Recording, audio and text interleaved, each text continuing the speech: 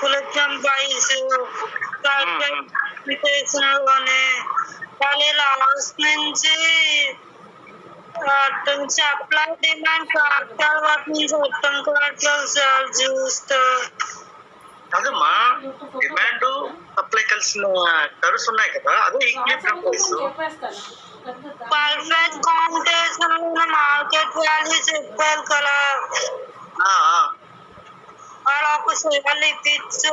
ఇలా left to right sloping downwards, supply left to right upwards, రెండు ఎక్కడ ఖండించుకుంటే అదే ప్రైస్.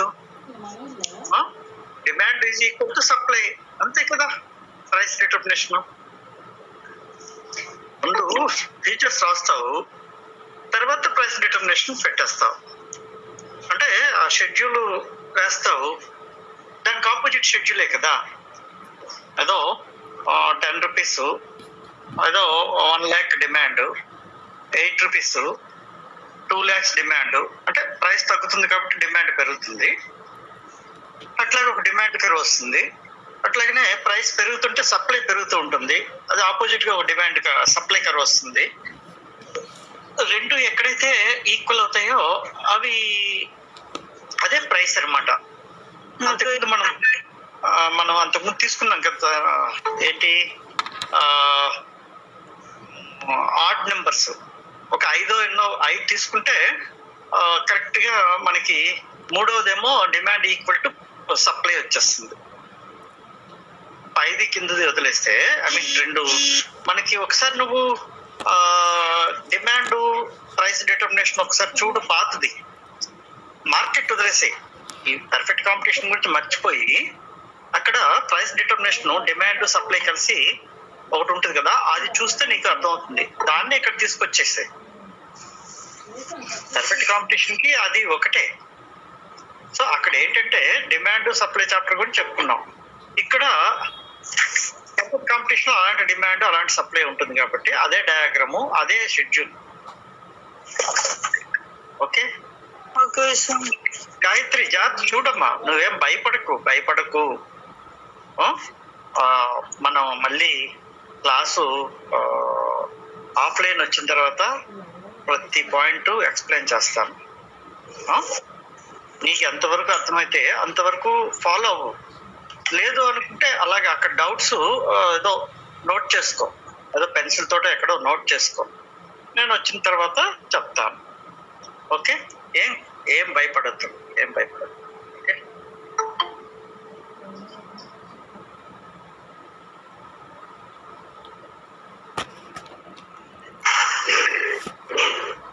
అసైన్మెంట్స్ మీకు బుక్స్ కొనేసారా?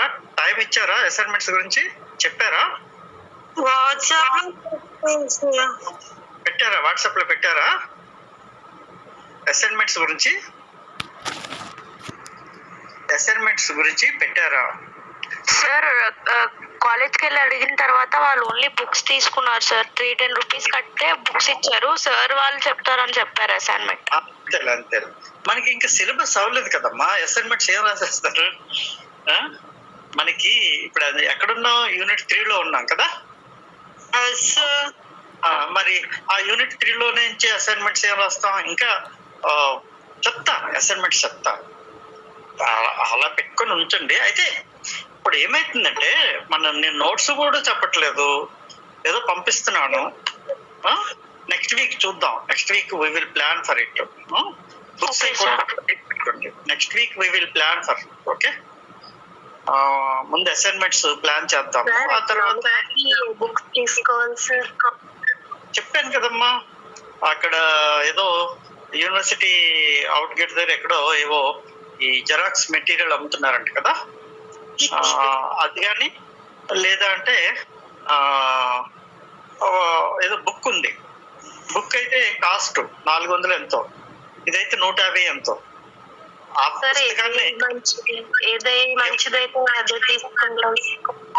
అదేనమ్మా, ఆ బుక్కే జెరాక్స్ కాపీ చేసి అమ్ముతున్నారనమాట. బుక్ ఒకటే తీసుకుంటే సరిపోద్ది సార్? సరిపోతుంది. ఓకే, అయితే అక్కడ మన సిలబస్ ప్రకారం చదవాలమ్మా. ఆ ఎంత 400-500 పేజీలు ఉంది. ఓకే, ఓకే మీరు అదే ఇప్పుడు ఏదో పెట్టినట్టున్నారు ప్రిన్సిపల్స్ ఆఫ్ ఎకనామిక్స్, ఆ బుక్కే. ఆ పుస్తకం జెరాక్స్ చాలు, జెరాక్స్ అమ్ముతున్నారు చాలు. నేను అది ఏం చేస్తానంటే మన ఫస్ట్ ఇయర్ ఫస్ట్ సెమిస్టర్కి ఏది కావాలో అదే మన అందులో టిక్ చేసుకుంటాం యాజ్ పర్ సిలబస్. ఆ టాపిక్స్ మనం చదువుతాం, మిగిలిన టాపిక్స్ ప్రస్తుతం చదవం. అలాగనే సెకండ్ సెమిస్టర్ లో కొన్ని టాపిక్స్, అలాగనే థర్డ్ సెమిస్టర్ లో కొన్ని టాపిక్స్. ఏం భయపడకండి, నేను అక్కడ వాడి మెటీరియల్ మీరు కొంత ఫాలో అవుతుంటారు, నేను కొంత పంపిస్తున్నాను. ఒకవేళ మీరు అది కొనలేకపోయినా పర్వాలేదు, నేను పంపిస్తాను ప్రతి టాపిక్ కి. అందులో కొన్ని లేవు, నేను ప్రిపేర్ చేసి పంపిస్తాను. ఏం పర్వాలేదు, భయపడకండి. తర్వాత చెప్పాను కదా, మొన్న ఎవడో థర్డ్ సెమిస్టర్ ఒక అబ్బాయి నాకు ఫోన్ చేసి చెప్పాడు, సార్ నేను 16 పేజీలు రాశాను, 0 మార్క్ వచ్చింది, ఫస్ట్ సెమ్ పోయింది, అన్ని పాస్ అయ్యాను కానీ ఫస్ట్ సెమ్ పోయింది అని తనేదో నాకు గోల్ పెడుతూ ఫోన్ చేశాడు. యాక్చువల్గా నేను వాళ్ళకి వెళ్ళలేదు, నేను మీకు ఫ్రెష్గా మొదటి నుంచి చెప్తున్నాను. అలాగనే మీకంటే సీనియర్స్ సెకండ్ సెమ్ ఉన్నారు, వాళ్ళకి మొదటి నుంచి చెప్తున్నాను. ఆ థర్డ్ సెమ్కి నేను చెప్పలేదు, వాళ్ళకి ఫస్ట్ సెమ్ చెప్పలేదు, సెకండ్ సెమ్ చెప్పలేదు, ఏదో థర్డ్ సెమ్ లాస్ట్లో ఏవో ఒకటో 2 టాపిక్స్ చెప్పాను. సో బహుశా తను ఎప్పుడు క్లాస్కి వెళ్ళి ఉండకపోవచ్చు, లేదంటే అంటే ఇక్కడ మెయిన్ ప్రాబ్లం ఎక్కడ వస్తుందంటే ఎకనామిక్స్ గా రాయకపోయినా పర్లేదు కానీ జనరలైజ్ చేయకూడదమ్మా. That is important. So you cannot make generalise. Economics is science which has its importance. The meanings of the concepts in general are different from the meanings in economics. ఇప్పుడు ఏదో demand అంటే ఏంటి, demand అంటే అందరూ road మీద పోయేవాడు అనుకుంటాడు, ఓ cinema హాల్కి బోల్డ్ డిమాండ్ ఉంది అంటాడు. So that is not the right way. Supply అంటే ఏంటి, డిమాండ్ అంటే ఏంటి, పర్ఫెక్ట్ కాంపిటీషన్ అంటే ఏంటి, అబ్బా మార్కెట్లో ఏం కాంపిటీషన్ ఉందంటాడు ఆడు మొహం.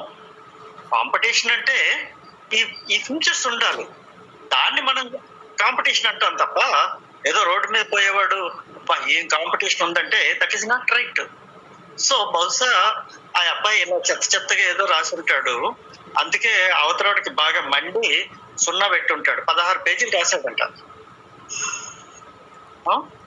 అంటే why I'm saying all these things, మిమ్మల్ని భయపెట్టాలని కాదు, రెగ్యులర్ గా వినేటప్పుడు క్యాచ్ చేయగలిగితే కనీసం కొన్నైనా ఎకనామిక్ కాన్సెప్ట్స్ అర్థం అవుతాయి. అలా లేనప్పుడు definitely you face a lot of problem. General గా మనకి ఎలా ఉంటుందంటే ఏదో లా కోర్స్ జాయిన్ అయ్యాం, ఏదో ఫస్ట్ సెమిస్టరు, ఏదో ఎగ్జామ్స్ రాస్తున్నాము, ఏదో తెలుగు మీడియము ఇంగ్లీష్ మీడియము. మనం ఫస్ట్ లో కనీసం ఏదో 4-5 పేపర్లు ఉంటాయి, ఆ పేపర్లో కనీసం 3-4 అయినా పాస్ అయితే మనకి సెల్ఫ్ కాన్ఫిడెన్స్ అనమాట, అంటే మన మీద మనకు నమ్మకం వస్తుంది. అప్పుడు ఆటోమేటిక్ గా మిగిలినవి సెమిస్టర్స్ కూడా జాగ్రత్తగా వెళ్ళిపోతాయి. అలా కాకుండా ఏదో సరదాగా జాయిన్ అయ్యాం, అయితే అవుతుంది లేకుంటే లేదనుకుంటే ఇవన్నీ అలా పెరిగిపోయి చివరికి చాలా ఇబ్బంది పడతారు. సో నాకు తెలిసి మీకు ఏంటంటే పేపర్లు ఉన్నాయి చెప్పండి అమ్మా. Economics, politics, English, contract 1 or 2 మొత్తం దానికి ఏదో ఉందా, C1 C2 అని ఉందా?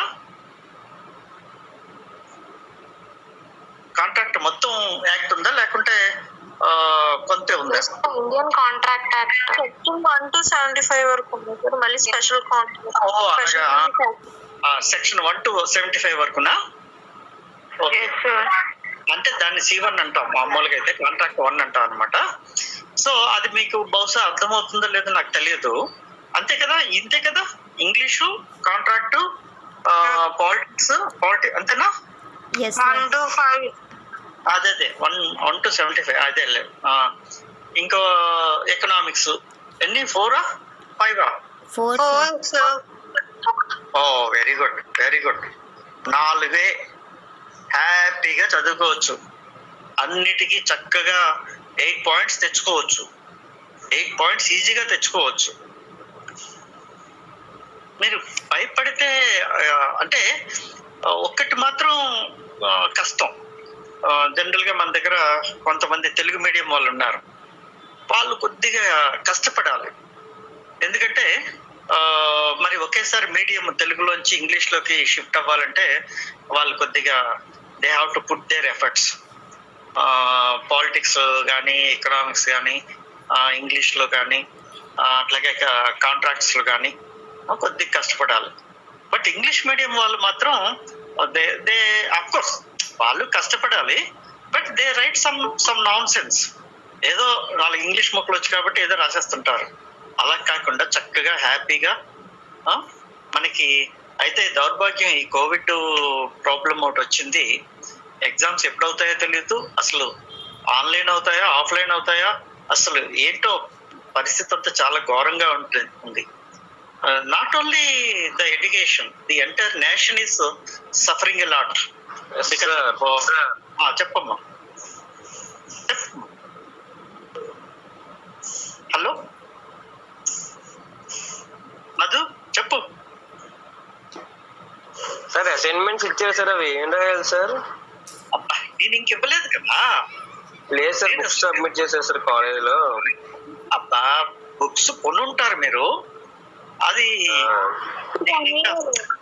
సిలబస్ అవ్వకుండా ఎలా మీరు చేస్తారు? సిలబస్ అవ్వాలి కదా. అసైన్మెంట్ రాయాలంటే నీ దగ్గర పుస్తకం నా పాట చెప్పుకుంటాను, ఫలానా అసైన్మెంట్ రాయాలి అని చెప్పాలి. బెస్ట్ ఏంటంటే కనీసం ఒక 3 యూనిట్లైనా అయితే జనరల్ గా మనకి 50-50 2 ఉంటాయి అన్నమాట, 2 అసైన్మెంట్స్ ఉంటాయి. అందుకని you just wait, okay, don't worry, just రెడీగా ఉండండి, నేను చెప్తాను, దాన్ని బట్టి యూ కెన్ గో త్రూ. ఈ లోపు నేను పంపించిన మెటీరియల్ దయచేసి ఫోన్ లో ఉందని మాత్రం అలా వదిలేకండి. అది ప్రింట్ తీసుకొని పెట్టుకోండి, ఎందుకంటే అది ప్రింట్ తీసుకొని పెట్టకపోతే నువ్వు అసైన్మెంట్ రాయలేవు. So to write the assignment at least you must get it printed. ఏముంది, నేను అదే ఐ థింక్ ప్రింట్ 2 రూపీస్ ఎంత అవుతుంది. లేదు మీ దగ్గర ఆల్రెడీ బుక్ ఉంటే అక్కర్లేదు, మా బుక్ ఉంటే మీరు ఆ బుక్ లోంచి చూసి రాయొచ్చు. లేకపోతే మాత్రం నేను పంపించిన దాంట్లో వచ్చి ప్రింట్ తీసి రాసుకోవాల్సి ఉంటుంది. ఆల్రెడీ ఏయూ దగ్గర ఉన్న బుక్ ఉంటే సరిపోతుంది. ఆ బుక్ సరిపోతుందా సార్? సరిపోతుంది. బుక్ ఉన్న వాళ్ళు బుక్ ఫాలో అయిపోండి, లేని వాళ్ళు నేను పంపించిన మెటీరియల్ ని ప్రింట్ తీసుకొని దగ్గర పెట్టుకోండి. మీకు ఏది ఈజీగా అనిపిస్తే అది ఫాలో అవ్వండి. నేను పంపించిందో ఫాలో అవ్వమని దర్ ఇస్ నథింగ్, అంటే రెస్ట్రిక్షన్ ఏమీ లేదు. ఏదో వస్తే ఫర్ ఎగ్జాంపుల్ పర్ఫెక్ట్ కాంపిటీషన్ మీరు ఏదో పంపించారండి, ఆ 2 పేజీలు అది చాలా బాగుందంటే అది ఫాలో అవ్వండి. లేదు సార్ ఆ పుస్తకంలో అది చాలా బాగా ఇచ్చాడు అంటే అది ఫాలో అయిపోండి. మీకు ఈజీగా ఉంటే అది ఫాలో అయిపోండి. ఐ డోంట్ ఏది బాగుంటుంది. ఓకే, నా మనం ఈరోజు నెమ్మదిగా టాపిక్ లోకి వెళ్దాము. ఏంటంటే పర్ఫెక్ట్ కాంపిటీషన్ లో ప్రైస్ డిటర్మినేషన్ ఒక పార్ట్, అది ఈజీ పార్ట్. బహుశా కొంతమంది ఫాలో అవ్వలేకపోవచ్చు, దట్ ఈస్ డిఫరెంట్ థింగ్. వాళ్ళందరికీ, ఎందుకంటే నేను ఈరోజు మళ్ళీ కాలేజీకి వెళ్తాను. నిన్న వెళ్ళేటప్పుడు మేడం గారు లేరు. ఈరోజు కాలేజీకి వెళ్తే అట్లీస్ట్ ఏదో సగం మంది అయినా ఆఫ్లైన్కి వస్తే ఒక 1 వీక్ లో మొత్తం డయాగ్రామ్స్ పార్ట్ అంతా కూడా కంప్లీట్ చేయాలనేది నా ఆలోచన అనమాట. ఎందుకంటే డయాగ్రామ్స్ పార్ట్ ఎక్స్ప్లెనేషన్ ఎంత చేసినా, ఎంత కష్టపడినా కష్టం మిగులుతుంది తప్ప మీకు అర్థం కాదు. So you cannot understand, you cannot follow it. So that's why I will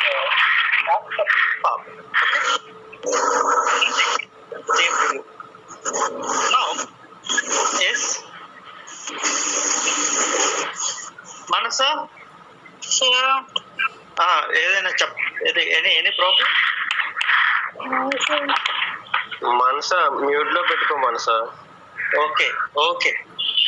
Then we will go with the topic, the perfect competition. So జాగ్రత్తగా వినండి. పర్ఫెక్ట్ కాంపిటీషన్ ప్రతిసారి రిపీట్ చేస్తున్నాం. కాంపిటీషన్ వాసవి పర్ఫెక్ట్ కాంపిటీషన్ అంటే అదే నీవు మ్యూట్ లో పెట్టుకోమ్మా. Perfect competition అంటే one market, one commodity, one price. So ఆ ప్రైసే మార్కెట్ అంతా ఉంటుంది, ఆ ప్రైస్కే అమ్మటం జరుగుతుంది. So all the sellers will sell at the same price. Which price? A price ఎవరు డిసైడ్ చేశారు? Market. Very good. Market decide చేసింది. మార్కెట్ లో డిమాండ్ సప్లై డిసైడ్ చేసింది. ఆ ప్రైస్ కే అందరూ అమ్ముతారు, ఆ ప్రైస్ కే అందరూ కొనుక్కుంటారు. అయితే ఆ ప్రైస్ దగ్గర నేను ప్రొడ్యూస్ చేయలేకపోతే మార్కెట్ లో 10 రూపీస్ మార్కెట్ ప్రైస్, కానీ ఆ commodity if I want to produce that commodity, the cost of production is 12 rupees. Market లో 10 రూపాయలే, కానీ నాకు 12 రూపాయలు అయిపోతుంది. then I will get loss because cost is more than the price. అయితే ఇక్కడ cost average cost, marginal cost అనేది పక్కకి పెడదాం. అందాక ప్రైస్ అనేది ఒకటే, price average revenue, marginal revenue ఒకటే పర్ఫెక్ట్ కాంపిటీషన్ లో. సో ప్రైస్ 10 రూపీస్ వచ్చేసింది మార్కెట్ ప్రైస్, కానీ దానికి నేను కాస్ట్ ఎక్కువైపోతుంది కాబట్టి నాకు లాస్ వస్తుంది. అప్పుడు నేనేం చేయాలి? పర్ఫెక్ట్ కాంపిటీషన్ లో లాస్ వస్తే ఏం చేస్తాయి సంస్థలు? Firms what the firms will do?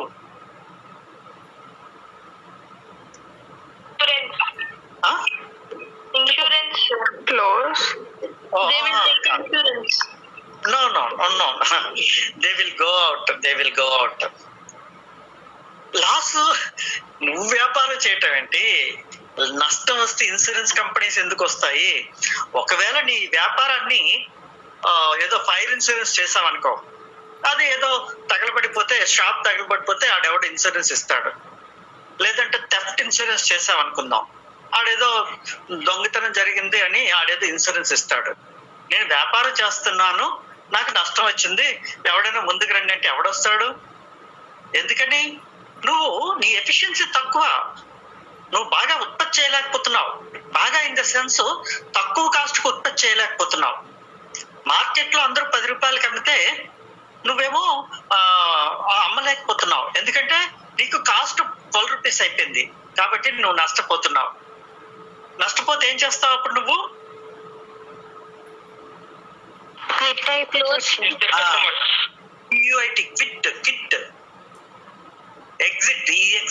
Exit. మన సినిమా హాల్లో చూస్తుంటాం EXIT, ఎగ్జిట్ అంటే బయటకు దారి. So I will go out. ఎందుకంటే నేను లాస్ తో నేను చేయలేను కదా. సో కాకపోతే ఒక కొన్నాళ్ళు వెయిట్ చేస్తాను, ఏమైనా కాస్ట్ ఇంకా తగ్గుతుందేమని. చివరికి నాకు అవకాశం లేకపోతే. అందుకే పర్ఫెక్ట్ కాంపిటీషన్ లో ఒక ఫీచర్ ఉంది, ఏంటంటే free entry and free exit. Free entry అంటే ఎవరైనా మార్కెట్ లో ఉత్పత్తికి ప్రవేశించవచ్చు. అంటే ఎటువంటి అభ్యంతరాలు ఉండవన్నమాట, ఎవరైనా అమ్ముకోవచ్చు. నేను చాలాసార్లు ఎగ్జాంపుల్ చెప్పాను. మన ఇంటి పక్కన ఏదో పాల ప్యాకెట్ అమ్ముతున్నారు, వాళ్ళకి ఏదో రోజుకో 100 రూపాయలు లాభం వస్తుంది. అప్పుడు మనం ఏం చేస్తాం, మనం ఎందుకు అమ్మకూడదు? సో ఆడికి లాభాలు వస్తున్నాయి కాబట్టి మనం ఎంటర్ అయ్యాం. ఆ ఉన్నవాడికే నష్టాలు వస్తున్నాయి అనుకుందాం, ఇంకెవడు ఎంటర్ అవడు, ఆడే ఎత్తేస్తాడు. సో ఇక్కడ ఏంటంటే టు బ్యాలెన్స్, అంటే అధిక లాభాలు రాకుండా నష్టాలు వచ్చిన వాడు బయటకు పోవటం, లేదా లాభాలు వచ్చేటప్పుడు కొత్త వాళ్ళు రావటానికి అది ఒక ముఖ్యమైనటువంటి, that is a very important feature, అంటే చాలా ముఖ్యమైనటువంటి లక్షణం. ఇప్పుడు because my firm is getting losses, I will go out, I will quit, or I will exit. I will exit, E X I T, exit. నేను బయటకు వెళ్ళిపోతాను. ఎప్పుడైతే నేను బయటకు వెళ్ళిపోతానో సప్లై తగ్గిపోతుంది. నేను ఇంతవరకు ఏదో కొంత సప్లై చేసేవాడిని, కానీ నాకు లాస్ వస్తుంది కాబట్టి నేను సప్లై మానేశాను. అప్పుడు ఏమవుతుందంటే సప్లై డిమాండ్ అడ్జస్ట్ అయిపోతాయి. అడ్జస్ట్ అయిపోయి మామూలుగా కొంతమందికి అబ్నార్మల్ ప్రాఫిట్స్ వచ్చేవాళ్ళు ఏదో నార్మల్ ప్రాఫిట్స్కి వచ్చేస్తారు, కొత్త వాళ్ళు వచ్చేటప్పుడు పాత వాళ్ళు పోయేటప్పుడు ఇలా. So that is a balance. So that జాగ్రత్తగా వినండి all of you. All the firms, అంటే పర్ఫెక్ట్ కాంపిటీషన్ లో large number of sellers, all the firms will get normal profits. అంటే బయటికి వెళ్ళేవాడు, లోపలికి వచ్చేవాడు, అది ఇది మొత్తం మీద జరిగిపోయి చివరికి ఏమవుతుంది అంటే ఉన్న సంస్థలకి అన్నిటికీ నార్మల్ ప్రాఫిట్స్ వస్తాయి, సామాన్య లాభాలు వస్తాయి. అధిక లాభాలు ఉన్నాయి కాబట్టి కొత్త వాళ్ళు వచ్చారు.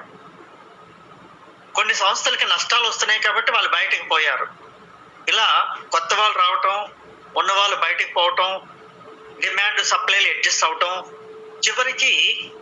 చివరికి అందరికీ ఆ పర్ఫెక్ట్ కాంపిటీషన్ లో నార్మల్ ప్రాఫిట్స్ వస్తాయి. చివరికి అనే పదాన్ని మన ఎకనామిక్స్ లో long run, LONG, long run అంటే దీర్ఘకాలంలో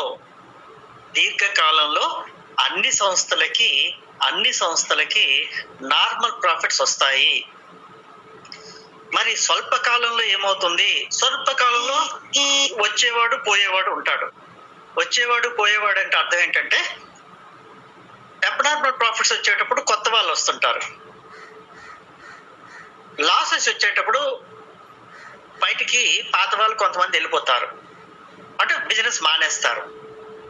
చివరికి అంటే షార్ట్ పీరియడ్ లో ఫర్మ్స్ కొన్ని సంస్థలకి abnormal profits, some firms will get normal profits, some firms will get losses. Short period లో లాంగ్ పీరియడ్ అయితే ఇక్కడ మనకి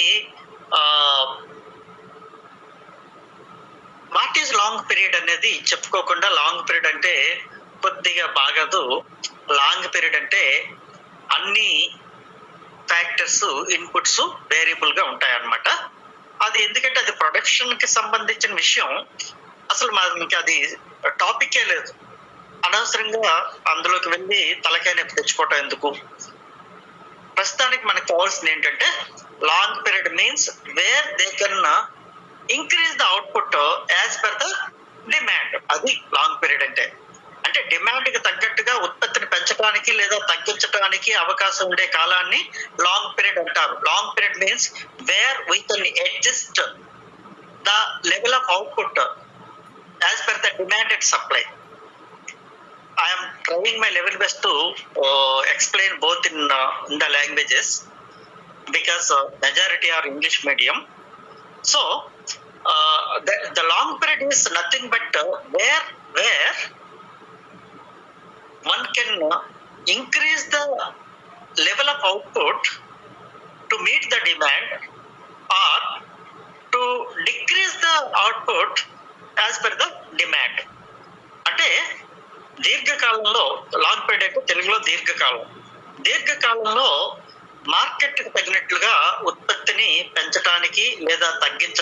ఉత్పత్తిని పెంచటానికి లేదా తగ్గించటానికి అవకాశం ఉండే కాలాన్ని లాంగ్ పీరియడ్ అని అంటారనమాట.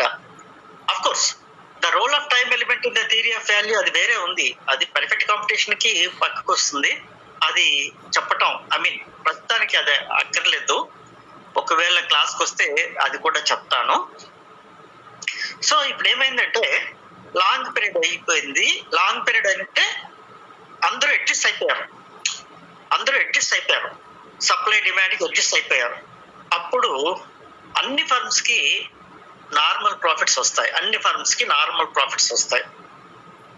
అప్పుడు if all firms get normal profits, what happens to the industry?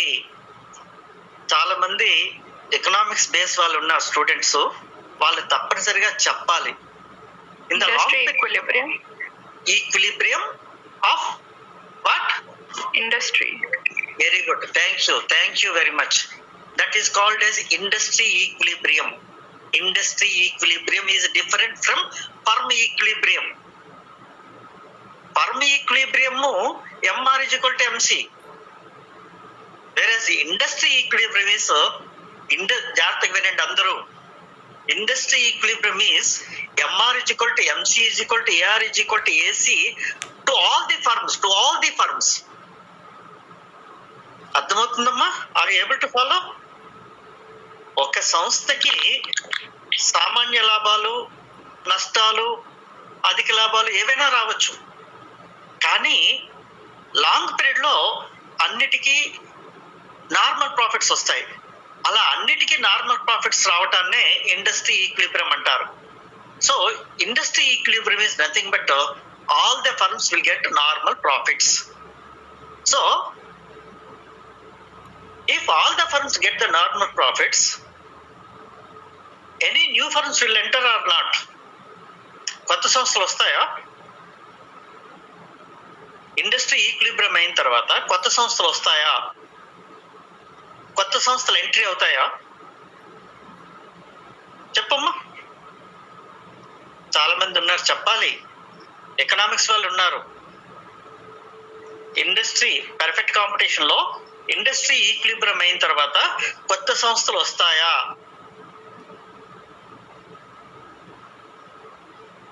Industry equilibrium అయిన తర్వాత నో. Very good. రావు, కొత్త సంస్థలు రావు. ఎందుకని రావు బై? ఎందుకు రావు? డిమాండ్ అండ్ సప్లై ఎగ్జాక్ట్ గా సరిపోతాయి కదా. సరిపోతుంది. నార్మల్ ప్రాఫిట్స్ ఉంటాయి. నార్మల్ ప్రాఫిట్స్ కోసం ఎవడు వ్యాపారానికి రాడు. నార్మల్ ప్రాఫిట్స్ ఎందుకు? ఆడేదో బతుకుతున్నాడు, మనకెందుకు? So generally new firms always aim at abnormal profits.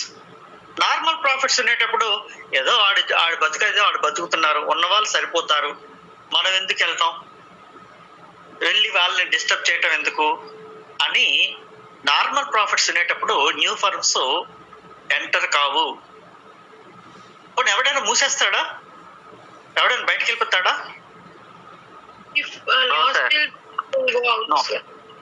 Of course if he wants he can go out, but normal profits వచ్చేటప్పుడు వ్యాపారాన్ని ఎందుకు మానుకోవాలి? So they don't go out also, they don't exit because they are getting normal profits. వాడు బతికేదో వాడు బతుకుతున్నాడు, ఆ బతికినందుకు ఏదో 10 రూపాయలు వస్తున్నాయి, వాడు వ్యాపారం ఎందుకు మానేయాలి? So he will settle. So normal profits ఉండేటప్పుడు ఉన్న సంస్థలు బయటికి వెళ్ళిపోవు, లేదా కొత్త సంస్థలు మరలా ప్రవేశించవు. They will continue. Very good. He will continue. Somebody he will continue. So this is a very important where the industry achieve or reach equilibrium. Okay? అంతకు ముందు కూడా చెప్పాను, perfect competition is only a myth. MYTH myth అంటే ఏదో చెప్పుకోవటానికి బాగుంటుంది, పరీక్షల్లో ఈ క్వశ్చన్ కనుక ఇస్తే రాయటానికి బాగుంటుంది, పాస్ అవటానికి బాగుంటుంది, కానీ వాస్తవ జీవితంలో పర్ఫెక్ట్ కాంపిటీషన్ అనేది మనకి ఎక్కువగా కనపడదు, అసలు లేదని కూడా చెప్పొచ్చు. ఏదైనా మషర్ ఇంతసేపు ఏదో వారం రోజుల నుంచి చెప్తున్నారు, ఆ లేని దాని గురించి మనం చెప్పుకోవటం ఏంటి అంటే నిజానికి చాలా ఉంటాయి, కానీ ఉన్న వాటిని లేనట్టుగా చేస్తారు, ఉన్న వాటిని లేనట్టుగా చేస్తారు. ఎందుకంటే వ్యాపారం ఎందుకోసం? Why we do business? Why profits. Profits వస్తే సరిపోతుందా? అబ్నార్మల్ ప్రాఫిట్స్ కావాలి నాకు. అబ్నార్మల్ గా అంటే నాకు పెట్టిన కాస్ట్ కంటే నాకు రెవెన్యూ చాలా ఎక్కువ కనపడాలి, అబ్నార్మల్ ప్రాఫిట్స్ రావాలి. అబ్నార్మల్ ప్రాఫిట్స్ అంటే జాగ్రత్తగా వినండి, మరలా చెప్తాను. కాస్ట్ అంటే cost of production. Cost of production అంటే లేబర్ కి వేజెస్, క్యాపిటల్ కి ఇంట్రెస్ట్, ల్యాండ్ కి రెంట్. నేను కదా ఇవన్నీ ఆర్గనైజ్ చేస్తున్నాను, నాకు ప్రాఫిట్ అంటే this is called normal profit. ఈ మూడింటిని కలిస్తే కాస్ట్ ఆఫ్ ప్రొడక్షన్ అంటారు. కానీ నిజానికి కాస్ట్ అనే పదం, కాస్ట్ ఆఫ్ ప్రొడక్షన్ అనే పదం ఈ బిజినెస్ పీపుల్ చాలా, అంటే వాళ్ళు చెప్పే మన ఎకనామిక్స్ లో వాడబడేటటువంటి కాన్సెప్ట్స్ జనరల్ పబ్లిక్ పనికిరావు. మనం అప్పుడప్పుడు చూస్తుంటాం, కాస్ట్ టు కాస్ట్ సేల్స్ అంటాడు వాడి మొహం. కాస్ట్ టు కాస్ట్ సేల్స్ ఏంటి అంటే నార్మల్ ప్రాఫిట్స్ వస్తున్నాయని వాడి ఉద్దేశం బహుశా. అసలు కాస్ట్ అనేది వాడికి తెలిస్తే కదా. సో కాస్ట్ అనేది యాక్చువల్ గా సంస్థల్లో కాస్ట్ అకౌంటెంట్ చేస్తుంటాడు. ప్రతి సంస్థకి కాస్ట్ అకౌంటెంట్ ఉంటాడు, వాడికి ఒక్కడికే తెలుసు కాస్ట్ అంటే, అంతే తప్ప అందరికీ తెలియదు. కానీ దౌర్భాగ్యం ఏంటంటే మన ఎకనామిక్స్ ని దీని కాస్ట్ ఎంత, దీని ప్రైస్ ఎంత, దీని వాల్యూ ఎంత అని మూడింటిని కలిపేస్తుంటాం ఒకే రకంగా. కానీ నిజానికి ఒకటి కాదు. ఎకనామిక్స్ లో cost means cost of production, price means the value of the commodity expressed in terms of money, value means value in use and value in exchange. ఈ మూడు వేరు. కానీ మనకి చిన్నప్పటి నుంచి అలవాటు. ఇప్పటికీ కనీసం ఎప్పటి నుంచైనా మారటానికి ప్రయత్నం చేయండి. ఇప్పటికీ ఎవడైనా కొత్త బ్యాగ్ తీసుకొస్తే ఒరే దీని కాస్ట్ ఎంతరా అంటాం. ఒరే బాబు దాని కాస్ట్ అమ్మేవాడికి కూడా తెలియదు. ఎందుకని? అది వాడు మ్యానుఫ్యాక్చర్ చేయలేదు, వాడేదో అమ్ముకుంటున్నాడు. మ్యానుఫ్యాక్చరర్ దగ్గరికి వెళ్ళి దీనికి ఎంత క్లాత్ అయింది, దీనికి ఎంత స్టిచ్చింగ్ ఛార్జెస్ అయ్యాయి, ఇవన్నీ లెక్క కడితే అప్పుడు కాస్ట్ వస్తుంది. మనం జనరల్ గా కనపడేదంతా కూడా ప్రైసే. అయితే ఇక్కడ అబ్నార్మల్ ప్రాఫిట్స్ ఉండేటప్పుడు కొత్త సంస్థలు వస్తే, నార్మల్ ప్రాఫిట్స్ ఉండేటప్పుడు మాత్రం ఎవరు కొత్తవాడు రాడు, ఉన్నవాడు బయటకు పోడు. దాన్నే ఇండస్ట్రీ ఈక్విలిబ్రియం అంటారు. అంటే నేను పంపించిన డయాగ్రామ్ లో మీకు ఒక డయాగ్రామ్ లో ఉంటుంది, ఎంఆర్ = ఎంసీ = ఏఆర్ = ఏసీ. అది normal profits of a firm. అంటే సంస్థకి సామాన్య లాభాలు వస్తున్నాయి, నార్మల్ ప్రాఫిట్స్ వస్తున్నాయి ఒక ఫర్మ్ కి. If the same is there in the entire industry, then it is called as industry equilibrium. అదే పరిస్థితి ఆ పరిశ్రమలో ఉండే అన్ని సంస్థలకి వస్తే దాన్ని ఇండస్ట్రీ ఈక్విలిబ్రియం అంటారు. So industry equilibrium is different from firm equilibrium. సంస్థ సమతౌల్యం వేరు, పరిశ్రమ సమతౌల్యం వేరు. ఎందుకని? రెండు ఒకటి కాదు. ఇక్కడ సంస్థ అంటే ఒక ఆర్గనైజేషన్, ఒక అమ్మేవాడు. మరి ఇండస్ట్రీ అంటే అందరూ అమ్మే వాళ్ళని కలిపితే ఇండస్ట్రీ అంటాం. నేను అంతకుముందు కూడా చెప్పాను, ఏదో సిమెంట్ బస్తాలు అందరూ అమ్ముతుంటారు. సిమెంటు కంపెనీలు చాలా ఉన్నాయి, ఈ కంపెనీలు అన్నిటిని కలిపితే సిమెంట్ ఇండస్ట్రీ అంటాం. అలాగే పాల ప్యాకెట్లు చాలా మంది అమ్ముతుంటారు, వీళ్ళంతా సెల్లర్స్. దేశంలో చాలా మంది అమ్ముతున్నారు.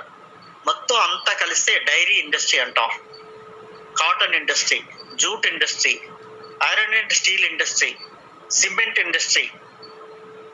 ఇవన్నీ కూడా అంటే ఇండస్ట్రీ అంటే అర్థం ఏంటి? మొత్తం సంస్థల కలయికని ఇండస్ట్రీ అంటారు. సంస్థల కలయిక అంటే అవన్నీ కలిసి పనిచేస్తే ఒక దగ్గర ఉండవు, వేరు వేరు ప్రాంతాల్లో ఉంటాయి. కానీ వాటన్నిటిని కలిస్తే ఇండస్ట్రీ అని మనం అంటాం అనమాట. అయితే అన్ని సంస్థలకి ఒకేలా కాస్ట్ ఉండదు. ఏదో దేశంలో 130 కోట్ల మంది ఉన్నారు, అందరూ ఒకలాగా ఉంటారా? ఉండరు. అట్లాగే ఒక సిమెంట్ కంపెనీ ఒక సిమెంట్ ఇండస్ట్రీలో చాలా కంపెనీలు ఉంటాయి. అందరూ ఒకేలాంటి వస్తువు తయారు చేసినప్పటికీ వాళ్ళకి ఒకేలాంటి కాస్ట్లు ఉండకపోవచ్చు, కాస్ట్లో డిఫరెన్స్ ఉండొచ్చు.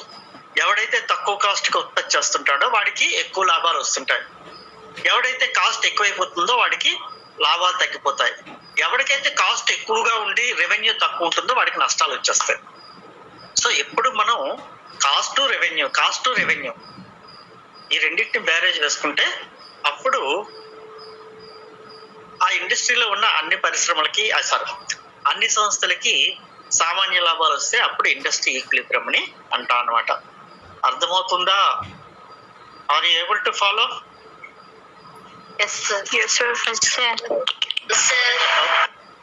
డౌట్స్ ఉంటే అడగండి అమ్మా. Anybody please.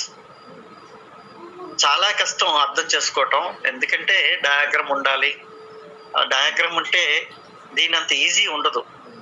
డయాగ్రామ్ లేకపోవటం వల్ల అటు అర్థం చేసుకోవటంలో మీరు కష్టపడుతున్నారు, మీకంటే 10 రెట్లు నాకు కష్టం అనిపిస్తుంది. ఏం చెప్తాను? ఇలా ఉంటుంది అని చెప్తున్నాను. అసలు అబ్నార్మల్ ప్రాఫిట్స్ ఎలాగుంటాయో, నార్మల్ ప్రాఫిట్స్ అంటే డయాగ్రామ్ ఎలాగుంటుందో, అసలు ఈక్విలిబ్రియం అంటే డయాగ్రామ్ ఎలాగుంటుందో. కాకపోతే ఏదో నా దగ్గర ఉన్న మెటీరియల్ పంపించాను, అది కొద్దిగా చదువుతుంటే నాకు తెలుసు మీరు చదవరని. అది కాస్త చదువుతుంటే ఎక్కడైనా డౌట్స్ ఉంటే అడిగితే తప్పకుండా మీకు అడ్వాంటేజ్గా ఉంటుంది. అది మెటీరియల్ మీకు పుస్తకం ఉంటే జాగ్రత్తగా వినండి. మీరు ఆల్రెడీ ఏదైనా పుస్తకం కొని ఉంటే ఈ నేను పంపించింది జెరాక్స్ తీయకపోయినా పర్వాలేదు, కానీ పుస్తకం లేకపోతే నేను పంపించినది జెరాక్స్ తీసుకొని జాగ్రత్తగా ఒక ఫైల్లో పెట్టుకోండి. ఎవ్వరూ ఫెయిల్ అవటానికి వీలు లేదు. ఏదో ఐపీఎల్ లాగా ఉంది మనకి మ్యాచ్, అక్కడ జనాలు ఉండరు కానీ చప్పట్లు కనపడుతుంటాయి. అలాగే మీరు ఎక్కడో ఉన్నారు, నేను ఎక్కడో ఉన్నాను, మన మధ్య ఏదో మ్యాచ్ అవుతుంది. మ్యాచ్ ఎలాగవుతుందంటే అవుతుంది అంతే. సో జాగ్రత్తగా చదవండి. డెఫినెట్గా 4 పేపర్లు ఒకేసారి పాస్ అవ్వాలి. మీకున్న ఒక అదృష్టమేమో పూర్తిగా ఏదో దేన్నంటారు, జాక్పాట్ అంటారు మామూలుగా అదృష్టాన్ని, లేదా ఏదో లక్ష్మీదేవో సరస్వతిదేవో ఏదో అనుకుంటే పని. ఇంగ్లీష్ అందరూ పాస్ అయిపోతారు, తెలుగు మీడియం వాడు కూడా ఇంగ్లీష్ పాస్ అయిపోతాడు. ఇంకా నాకు తెలిసి మీకు కష్టమైన సబ్జెక్టు కాంట్రాక్టు. లేదు భాష చాలా బాగుంది, మాకు అర్థమైపోతుంది అనుకుంటే ఇట్ ఈజ్ ఆల్సో ఓకే. ఇంకా పాలిటిక్స్ అనుకుంటారా, అది మీకు ఒక రకంగా కొత్త సబ్జెక్టే. సిఈసి వాళ్ళకి ఏదో అక్కడక్కడ తగిలి ఉంటుంది, అది కూడా ఏదో థియరీ రాస్తారు, పర్వాలేదు. ఇంకా last but not the least economics. మనకి డయాగ్రామ్స్ ఉంటాయి, దాంతో ఏదో కింద మీద 4 గీతలు గీసేసి మన గీత మార్చేసుకోవచ్చు. కాబట్టి మీరు నిజంగా సీరియస్గా ఆన్లైన్ క్లాస్ కూడా వింటూ ఉంటే ఎట్టి పరిస్థితిలో ఫెయిల్యూర్ అనేది ఫస్ట్ సెమిస్టర్లో మీకు కనపడదు. లేదు మాస్టారు మీ పని మీదే నా పని నాదే అనుకుంటే మీ కర్మ, I can't help you. Okay, అవి నేను పంపించిన జాగ్రత్త చూడండి. ఏమైనా డౌట్స్ ఉంటే అడగండి. నేను ఇప్పుడు మళ్ళీ కాలేజీకి వెళ్ళాలి, ఎందుకంటే సెకండ్ సెమిస్టర్ వాళ్ళు ఎగ్జామ్ ఏదో రాస్తున్నట్టున్నారు. అసలు ఒకసారి చూసి అలాగే మేడం గారు గాయత్రి గారు కనుక ఉంటే నా నా కష్టాలు కంటే మన కష్టాలు ఆవిడతో చెప్తాను. లేదు మాస్టర్ అలాగే చేయండి, అదే మరి ఆన్లైన్ అనుకుంటే ఐ కాంట్ హెల్ప్ ఇట్. లేదు ఏదైనా అలా అంటే కొంతమంది దూర ప్రాంతాల్లో ఉన్న వాళ్ళు రావటం కష్టం అనుకుంటాను. But we try our different methods. Okay, కానీ ఈ టాపిక్ ఏది perfect competition, monopolistic competition, oligopoly board లేకుండా అవ్వదు. కానీ we are experimenting by sending the diagrams. Okay, thank you. Leave it.